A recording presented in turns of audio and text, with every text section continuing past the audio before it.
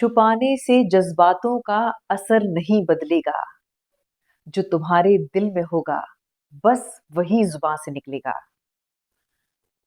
दोस्तों एक बहुत अच्छी कहावत है जिसमें ये कहा जाता है कि एक व्यक्ति का अगर आपको चरित्र जानना है, तो बस 2 बातें ऑब्ज़र्व कीजिए।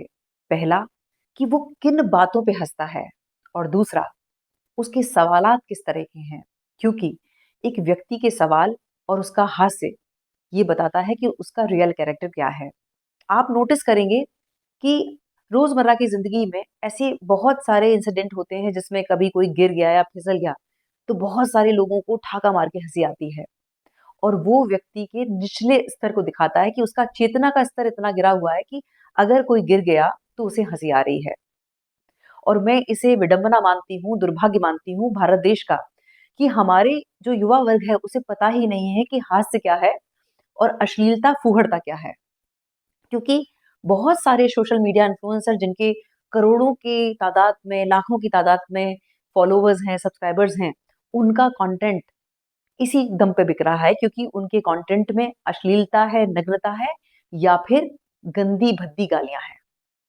और हैरानी तब होती है जब एक ऐसा आइडल इन्फ्लुएंसर जिसको करोड़ों लोग फॉलो करते हैं, लाखों लोग उसे अपना आदर्श मानते हैं और वो एक घटिया शो में आता है, जो रियलिटी के नाम पे कचरा है और वहाँ एक कंटेस्टेंट से सवाल करता है कि तुम्हारे पास 2 सिचुएशन हैं। पहला, या तो तुम अपने माता-पिता को पूरी उम्र संभोग करते हुए देखना चाहोगे या फिर उस संभोग का हिस्सा बनकर उसे तोड़ना चाहोगे। और बात यहाँ खत्म नहीं हो जाती है। वहाँ एक फीमेल इन्फ्लुएंसर भी होती है, जो बहुत भद्दे तरीके से माँ के प्राइवेट पार्ट्स को डिस्क्राइब करते हुए एक मेल कंटेस्टेंट से पूछती है कि माँ के अलावा किसी और की देखी है? और जब उससे पूछा जाता है कि मैम आप कैसी हैं? तो वो जवाब देती है कि मैं अच्छी हूँ और आपसे मरवाने आई हूँ। अगर ये नारी सशक्तिकरण है, तो आग लगे ऐसे नारी सशक्तिकरण पे।